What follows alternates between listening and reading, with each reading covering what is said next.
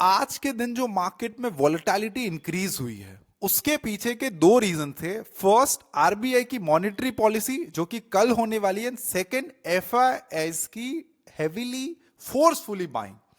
अब आप एक पल के लिए सोच के देखो कि आज के दिन एफआईआईज ने कितना बाय करा होगा। 1000 करोड़, 2000 करोड़।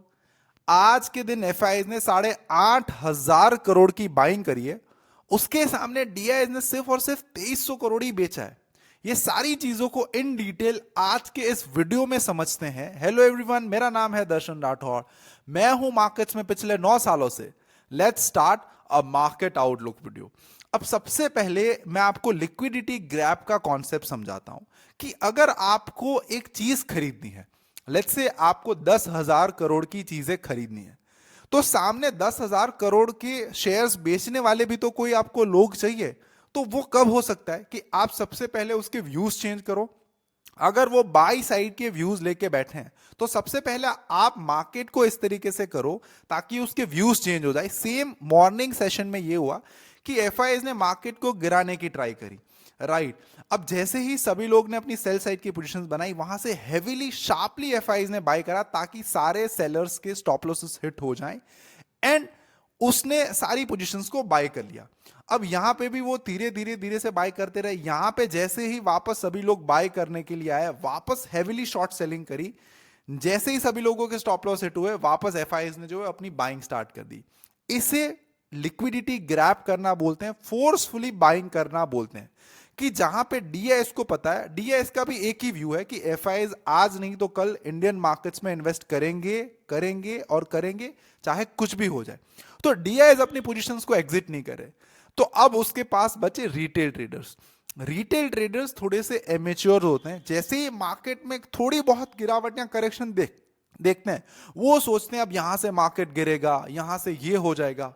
वो अपनी बाई साइड को पोजीशंस को एग्जिट करके सेल साइड की पोजीशंस बनाते हैं एंड उसी सेम चीज का फायदा उठाते एफआईआई जो वो हेवीली बाय करते हैं। अब आज के मार्केट्स में भी सेम चीज हुई। मॉर्निंग में हमें जो हैंडओवर मिला था ग्लोबल मार्केट्स की तरफ से वो पॉजिटिव था, बट फिर भी हमने गैप अप ओपनिंग दी और उसके बाद मार्केट जो वो नीचे गिरने लगा। सडनली यहां पे एक बड़ी कैंडल बनी, एफआईआईज ने हेवीली बाय करा, बहुत ऊपर के लेवल से मार्केट्स को बढ़ाया एंड वापस मार्केट्स को नीचे गिरा दिया। ये आज के दिन हुआ है। अब आज के दिन मेरा भी अच्छा खासा लॉस हुआ है just because of this zigzag situation. सबसे पहले हमने क्या करा कि निफ्टी में हमारी जो बाई साइड की पोजीशन चल रही थी, जो कि हम पिछले 4 दिनों से चला रहे थे, उसको हमने एग्जिट किया। प्रीवियस फ्राइडे हमने जो है वो बाई साइड की पोजीशन बनाई थी और आज थर्सडे है, आज हमने हमारी पोजीशंस को एग्जिट करा। यहां पे आप देख सकते हो उसको मैंने सेल साइड की पोजीशंस में कन्वर्ट किया। सेम टाइम पे मैंने बैंक निफ्टी भी जिस तरीके से गिर रहा था, मैंने सेल साइड की पोजीशंस बनाई।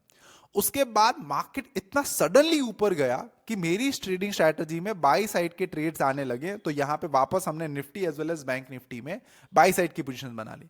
बट स्टिल आज के दिन जो मेरा लॉस हुआ है दैट इज 17,29,000, जहां पे बैंक निफ्टी में मुझे 6,50,000 समथिंग का लॉस हुआ है और निफ्टी में 10,84,000 समथिंग का लॉस है। अब किसी किसी ट्रेडर्स ने आज अपने पूरा कैपिटल वाइप आउट कर दिया है, किसी किसी ने 50% भी अपने कैपिटल का गवाए। ये मेरे कैपिटल का सिर्फ और सिर्फ 6 to 7% ही है एंड मैंने पास्ट में इससे बड़े बड़े प्रॉफिट्स भी इन अ सिंगल डे करे हुए। तो दैट इज ओके बिकॉज मेरे बाई ट्रेड्स में अराउंड 30-40 लाख रुपीस का मुझे प्रॉफिट हुआ है, जो कि मैं होल्ड करता आ रहा था फ्रॉम प्रीवियस फ्राइडे। तो इसमें से अगर मेरे 17 लाख चले भी गए तो मुझे इतना ज्यादा कोई फर्क नहीं पड़ता है।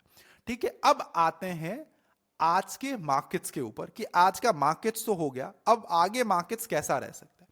देखो, हर कोई आपको यह बोला था कि मार्केट रिवर्ट कर सकता है, मार्केट्स के सेंटिमेंट्स अच्छे नहीं है, इन्फ्लेशन के रेट्स ज्यादा है, जीएसटी टैक्स कलेक्शन जो वो कम हुई है, आरबीआई की मॉनेटरी पॉलिसी आ रही है, जहां पे हमारा जीडीपी की जो ग्रोथ है वो अभी स्टैग्नेंट हो गई या रुक गई है, यहां पीछे आ गए हैं जितना हमने अजम्पशन किया था।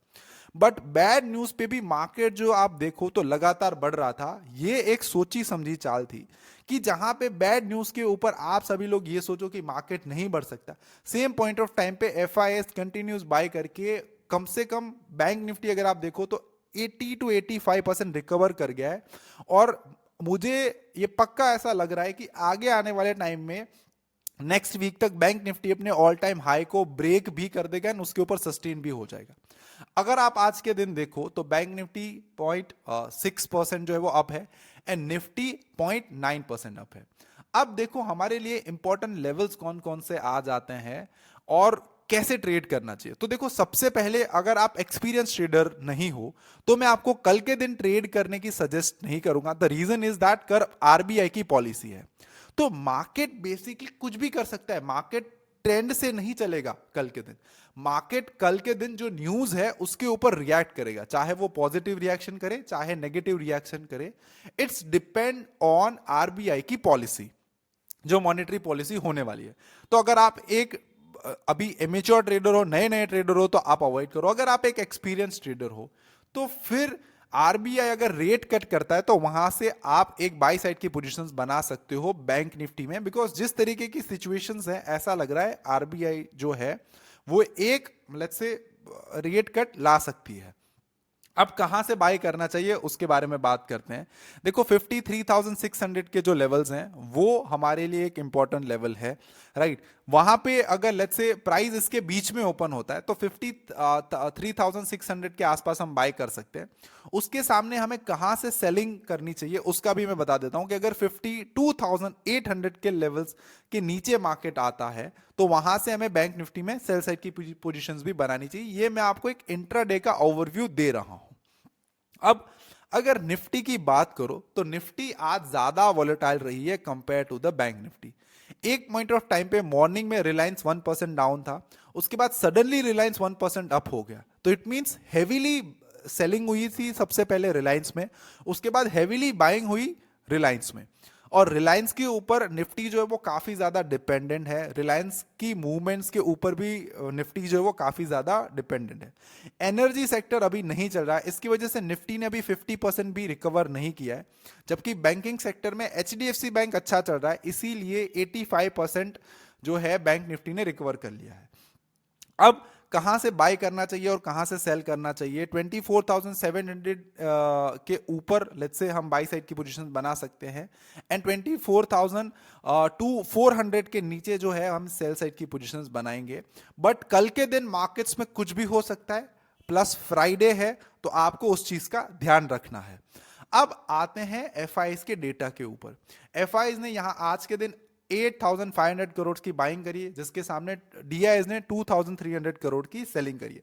तो आज के दिन जिस जिस लोगों के स्टॉप लॉसेस हिट हुए वो मेनली रिटेल ट्रेडर्स हैं, और जो रिटेल ट्रेडर्स का लॉस हुआ है उसी को ही एफआईज ने खरीदा है, इसीलिए आज फोर्सफुली एफआईज ने बाइंग करी है। अब ओपन इंटरेस्ट का अगर आप डेटा देखो तो वो आपको आज के दिन दोनों साइड की पोजीशन बताएगा। इसके पीछे का रीजन ये कि कल आरबीआई की मॉनेटरी पॉलिसी, कुछ भी हो सकता है, तो जो भी बड़े बड़े से हेज फंड्स हैं वो अपनी पोजीशंस को हेज कर लेते हैं कि इन अ वे अगर कुछ बहुत बड़ा ऊपर नीचे भी हो जाता है तो उसकी पोजीशंस दोनों साइड की रहेगी, call as well as put, ताकि उसको एक डायरेक्शन में बहुत बड़ा लॉस जो वो फेस ना करना पड़े। तो निफ्टी में भी जो ऑप्शन राइटर्स की डायरेक्शन है वो साइडवेज है। सेम टाइम पे अगर आप बैंक निफ्टी में भी देखो तो बैंक निफ्टी में भी जो ऑप्शन राइटर की डायरेक्शन है वो साइडवेज है, but change in OI put side पे ज्यादा हुआ है, तो कहीं ना कहीं बैंक निफ्टी में ऑप्शन राइटर्स बुलिश ज्यादा है। अब ये तो हो गया आज के सारा ओवरव्यू। अब जो last but not the least बचा है that is advance and decline ratio. यहां पे आप देख सकते हो वो भी पॉजिटिव में है। अब ये सारा एनालिसिस करके आपको ये पता चल गया होगा कि अब मार्केट्स में आपको क्या देखना है। एंड मेनली जब एफआईज ऐसी पोजीशंस बनाते हैं तो ये बेसिकली रिटेल ट्रेडर्स को एग्जिट करने के लिए बनाते हैं, ताकि जो इमेच्योर ट्रेडर्स हैं वो जल्दी से अपनी पोजीशन एग्जिट कर दे और फोर्सफुली एफआईज बाय कर ले। सो आई होप आज का जो ये वीडियो है वो आपको पसंद आया होगा, कुछ ना कुछ चीजें आपने सीखी होगी या समझी होगी। Till then keep learning, keep earning and keep making money from the stock market. Have a good day, bye bye.